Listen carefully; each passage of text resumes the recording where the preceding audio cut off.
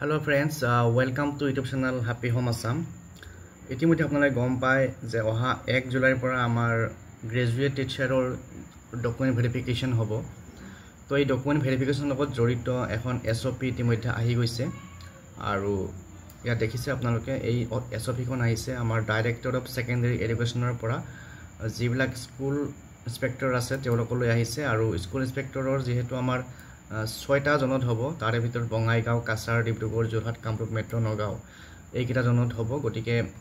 documents ভেৰিফিকেশ্যনত কি চোৱা হ'ব বা কি ইম্পৰ্টেণ্ট পইণ্টছ আছে সেইখিনি ইয়াত আমি ডিছকাছ কৰিম তাৰ লগতে আমাৰ কামৰূপ মহানগৰৰ পৰিদৰ্শক বাইদেউ কি কৈছিল এই সম্পৰ্কত সেইখিনিও চাম বা তেখেতে কি ইম্পৰ্টেণ্ট পইণ্টছৰ কথা কৈছিল যিবিলাক চেক কৰা হৈছে তো আহক এতিয়া আমি প্ৰথমতে SOPখন চাই লওঁ এবাৰ ব্ৰিফলি তো ইয়াতে টোটেল 1487 ভেকেন্ট পোষ্ট আছে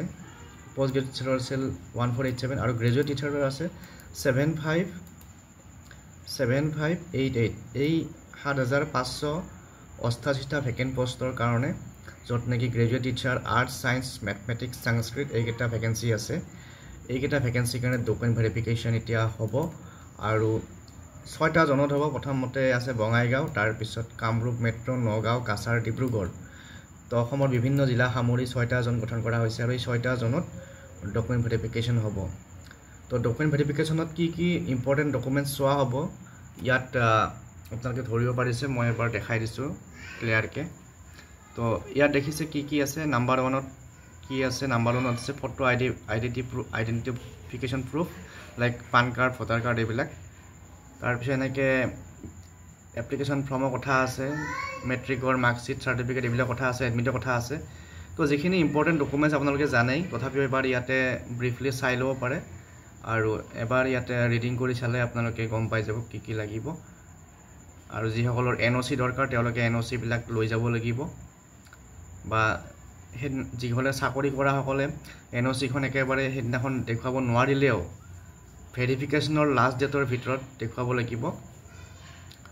আৰু বাকি গ্ৰেজুৱেট টিচাৰ মেথমেটিক্সত কি ক্ৰাইটেৰিয়া লাগিব ইয়াত দিয়া আছে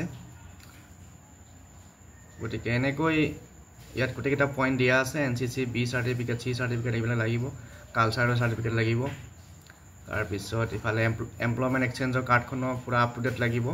যদি আপ টু ডেট কৰা নাই কৰি ল'ব এতিয়াও সময় আছে গতিকে এনেকৈ ডকুমেণ্ট ভেৰিফিকেশ্যন অনুষ্ঠিত হ'ব আৰু ইয়াতে মিডিয়ামৰ কথাবিলাক আছে মিডিয়ামৰ কথাবিলাক ইয়াতে আপোনালোকে পঢ়ি চালে গম পাব যে আমাৰ মিডিয়ামটো ভেৰিফাই কৰিবৰ সময়ত কেণ্ডিডেটজন আছামিজ মিডিয়ামত পঢ়িছে নে আছামিজ ছাবজেক্টটো মেট্ৰিক লেভেলত আছে নে নাই বা যদি নাই তেতিয়াহ'লে তেখেতে আছামিজৰ ওপৰত আছামিজ লেংগুৱেজৰ ওপৰত ডিপ্ল'মাটো লৈছে নে নাই অসম সাহিত্য সভাই দিয়া ডিপ্ল'মাটো তো ঠিক ছেম কণ্ডিশ্যন বেংগলী মিডিয়াম বা হিন্দী মিডিয়াম এইবিলাকৰ গতিকে এনেকৈ ডকুমেণ্ট ভেৰিফিকেশ্যন যাব লাগিব আৰু ইয়াতে গ্ৰাউণ্ডছ অফ ৰিজেকশ্যন কি গ্ৰাউণ্ডত এপ্লিকেশ্যন বা কেণ্ডিডেটছৰ ৰিজেক্ট হ'ব পাৰে ইয়াত লিখা আছে গতিকে এতিয়া আমি চাম আমাৰ কামৰূপ মেট্ৰ'ৰ স্কুল ইন্সপেক্টৰ মেডামে কি কৈছিলে বা কি গুৰুত্বপূৰ্ণ পইণ্ট ভেৰিফাই কৰা হৈছে বুলি কৈছে এইখিনি চাওঁ এবাৰ আৰু তাৰ আগতে সকলোকে এবাৰ ৰিকুৱেষ্ট কৰিম যদিহে চেনেলটো নতুনকৈ চোৱা আৰম্ভ কৰিছে ছাবস্ক্ৰাইব কৰি ল'ব ভিডিঅ'টো শ্বেয়াৰ কৰি দিব আপোনালোকৰ ফ্ৰেণ্ডছসকলৰ মাজত যাতে তেওঁলোকেও ভেৰিফিকেশ্যনৰ কথাবোৰ অলপ গুৰুত্ব সহকাৰে লয় আৰু ডকুমেণ্টছবোৰ আপোনালোকে ৰেডি কৰি ল'ব কাৰণ কিয় আজিতো 26 হ'ল তো আৰু মাজত 3 দিনহে আছে গতিকে আপোনালোকে ডকুমেণ্টছবোৰ ৰেডি কৰি থ'ব ধুনীয়াকৈ ফাইল ছেটআপ কৰি পেলাই বাহক এতিয়া আমি বাকীখিনি চাওঁ যদি তেওঁলোকে ৰিজাৰ্ভেশ্যনত এপ্লাই কৰিছে তেনেহ'লে তেওঁলোকৰ কাষ্ট চাৰ্টিফিকেটখন কম্পিটেণ্ট অথৰিটিয়ে ইছ্যু কৰা হয়নে নহয় সেইখিনি বস্তু চোৱা হৈছে আৰু আমি NCCৰ যদি B গ্ৰেড চাৰ্টিফিকেট থাকে তেনেহ'লে 3 নম্বৰ আৰু NCC C গ্ৰেড চাৰ্টিফিকেটৰ কাৰণে 5 নম্বৰকৈ দিয়াৰ কথা যিহেতু এডভাৰটাইজমেণ্টত উল্লেখ আছে সেই চাৰ্টিফিকেটসমূহ পৰীক্ষা কৰা হৈছে আৰু ইন কেছ অফ কালচাৰেলৰ ক্ষেত্ৰত আমাৰ কৈছে যে পাৰ্টিচিপেশ্যন নহয় এচিভমেণ্ট লাগিব তেওঁলোকে বাহিৰত পাৰ্টিচিপেট কৰি তেওঁলোকে যদি কিবা এচিভমেণ্ট লাভ কৰিছে তেনেহ'লে তেওঁলোককো যদি ষ্টেটক ৰিপ্ৰেজেণ্ট কৰিছে 5 নম্বৰকৈ দিয়া হ'ব গতিকে সেই গোটেইখিনি চাৰ্টিফিকেট আমি আজি ইয়াত বিএডটো তেওঁলোকৰ ৰিকগনাইজড NCTE ৰিকগনাইজড অৰ্গেনাইজেশ্যনৰ পৰা হয়নে নহয় ইউনিভাৰ্চিটিৰ পৰা হয়নে নহয় সেইটো চোৱা হৈছে